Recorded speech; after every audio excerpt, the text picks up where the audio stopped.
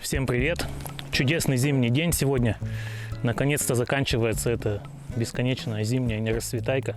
И почти каждый день голубое небо, солнце светит. Замечательно. Сегодня еще один костер для кратковременного отдыха. Ранее я его ни в литературе, ни в интернете не встречал и решил вам его показать. Этот костер впервые я увидел у своего деда, когда я еще в садик ходил. Мы пошли с ним в лес за грибами. И он неудачно оступился и упал в лесовозную колею, которая была заполнена водой. Ну и почти полностью вымок. У него с собой был в рюкзаке небольшой топорик, и он быстренько соорудил костер, который он назвал «Стенка». Этот костер дает очень много тепла при минимальных усилиях на его изготовление. Уместен этот костер в тех случаях, когда вокруг вас нет какого-то естественного отражателя. Естественным отражателем в лесу чаще всего является толстая валежина, которая лежит прямо на земле, либо выворотень, либо какая-то естественная складка местности, обрыв реки, камень большой, ну что-то подобное. Отражатель необходим для того, чтобы получить как можно больше тепла от той древесины, которую вы сжигаете. В тех случаях, когда такого отражателя готового природного нет, этот отражатель можно сделать самим. Чаще всего начинают делать экраны, вбивать колья, между ними укладывать бревна. Это, конечно, тоже имеет место, но на это надо тратить дополнительные силы. Вот дед мой показал гениальный способ, который я часто использовал потом для того, чтобы получить очень много тепла от маленького костра, для того, чтобы можно было быстро обсохнуть, и при этом естественного отражателя природного в округе не было. Сейчас я нахожусь в лесу, где нет толстых валежин, где нет выворотней, где нет никаких складок местности, которые можно использовать как отражатель. Если вы хотите хорошо погреться возле костра, но при этом не хотите тратить много времени на заготовку большого количества дров, можно использовать следующий метод. Находите такую вот висячую валежину, чтобы она, сантиметров 30, наверное, там больше, меньше, висела над землей. Такое в лесу встречается достаточно часто. Необходимо отпилить 3 бревнышка. Толщина может быть любая, достаточно 8-10 сантиметров. Бревен тоже может быть более чем 3, если хочется, чтобы фронт обогрева был побольше. Эти бревна следует сделать высотой выше, чем висит ваша тонкая валежина, сантиметров на 30-40. И затем установить их сзади. Бревна устанавливаются сзади под небольшим углом, и затем здесь внизу разводится и поддерживается небольшой костерок. После того, как здесь разводится небольшой костерок, эти бревна тоже начинают гореть. Достаточно быстро огонь поднимается наверх, и количество тепла от костра увеличивается существенно. Плюс все это тепло экранируется на вас. Очень удобный костер для того, чтобы получить максимум мощного хорошего тепла для быстрой сушки одежды или для быстрого обогрева.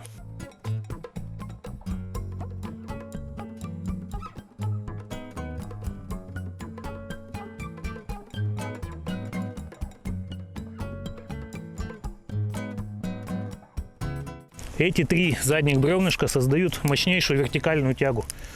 Этот огонь прямо вот как будто бы липнет к ним и поднимается наверх. Очень скоро они обуглятся. Обуглится вот эта валежинка, и они тоже начнут отдавать тепло. Костер этот сейчас очень быстро разгорится, и затем необходимо будет только снизу здесь иногда что-то чуть-чуть подкладывать. Возле него уже вот очень тепло.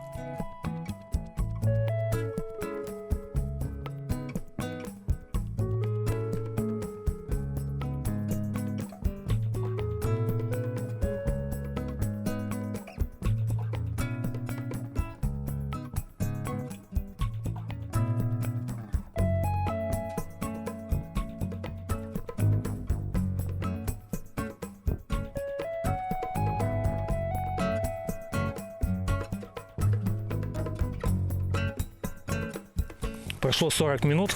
Костер с виду кажется таким достаточно безобидным, но поверьте мне, возле него очень тепло. Причем это самая-самая лайт-версия. Здесь сверху всего лишь 3 бревнышка. Для того, чтобы увеличить количество тепла, можно увеличить количество бревен. И сзади вот эти щели, которые тут выгорают, закрыть еще бревнами. Тогда горение усилится еще больше, и количество тепла будет просто невероятным. Видно было на видео, как обуглились практически до самого верха вот эти задние бревна. Они дают сейчас очень большое количество тепла, такое мощное, ровное. Здесь снег очень хорошо потаял. Вот, а с виду даже и не скажешь.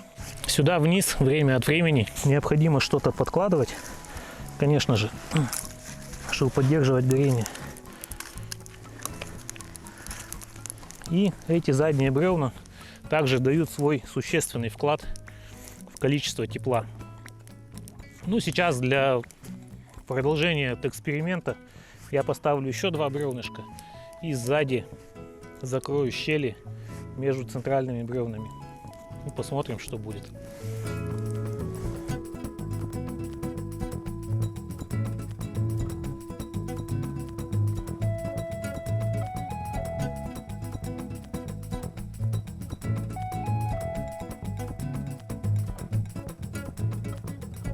Горение сейчас усилится многократно.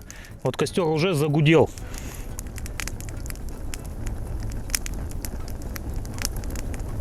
Возникает мощнейшая вертикальная тяга, и сейчас эти бревна начнут гореть до самого верха.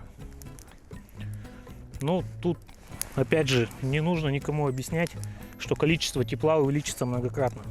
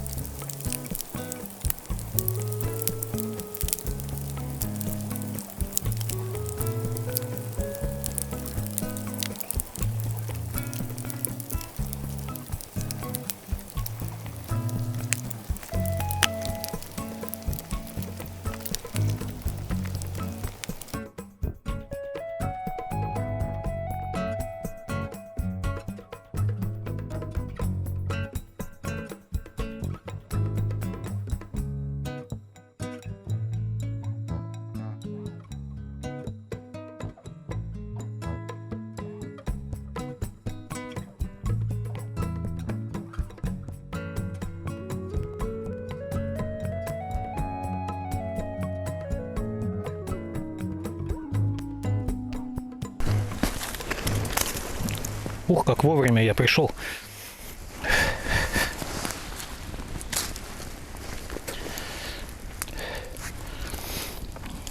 Ну вот на замедленной съемке все было видно, как это горит. Был показан лайт режим, был показан турбо режим, когда вторым слоем сзади укладываются еще поленья. И возникает еще более мощная вертикальная тяга, которая усиливает горение многократно. Ранее горел сушняк, сейчас я подложил уже 2 вот этих со щепой, 2 бревна валежника, такого полусырого. Усилить горение валежника можно, подкладывая сзади второй слой. Так разгорится даже очень сырой валежник и будет прекрасно гореть. Валежина вот эта верхняя, висячая, толщиной где-то сантиметров 15. Вот уже 4 часа прошло, как я запустил этот костер. Она прогорела где-то наполовину. В месте пересечения горения происходит наиболее интенсивно. И вот эти вот макушечки отрезают как ножом. И затем они здесь тоже в дело идут. Сейчас я подложу сюда еще валежника. И этот костер будет только на валежнике работать. Рекомендую всем попробовать этот костер. Вот он хоть с виду и кажется таким не очень теплым, небольшим, но на самом деле от него колоссальное количество тепла. Как будто сидишь в теплой комнате. В турборежиме вообще как будто на пляже плавишься на солнце. Можно комбинировать сушняк, валежник, можно только на валежнике все это сделать, только на сушняке, ну и так далее. Тут все зависит от вашей фантазии, импровизации, от вашего желания. Очень рекомендую попробовать такой костер. Вы его полюбите, я вас уверяю. Он очень теплый и достаточно простой в изготовлении. Этот костер, конечно, более уместен тогда, когда у вас есть инструмент, пила или топор, потому что здесь все-таки надо достаточно толстые бревна заготавливать, отпиливать. Но в некоторых случаях можно обойтись и без них. Иногда можно какой-то тонкомер сухостойный наломать между двумя бревнами, все знают этот способ, и выстроить такую стеночку. Сейчас я выстрою стену исключительно из валежника. Ну, еще немножко можно будет посмотреть, как горит этот костер. Стенка на валежнике. Очень удобный костер. Еще раз рекомендую его использовать, попробовать. Вы его обязательно полюбите. Один практический опыт намного ценнее, чем 100 просмотренных видеороликов. Пробуйте, практикуйтесь, получайте удовольствие. Ну а на сегодня все. Как всегда, увидимся в лесу. До новых встреч. Всем пока.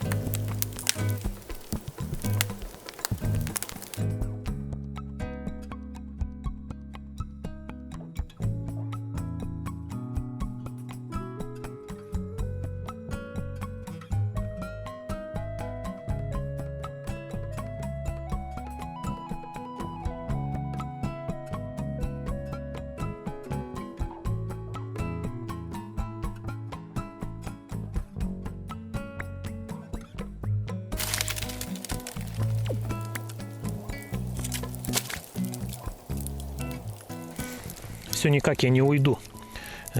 Хотел дождаться, когда перегорит валежина.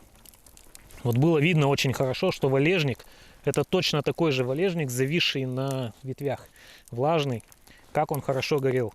За счет вот этой мощной вертикальной тяги горит замечательно. Сейчас я остатки этих бревен дожгу вот на вот этом опустившемся бревне. Ну и на этом съемку свою закончу. На этот раз действительно все. Всем пока. До новых встреч.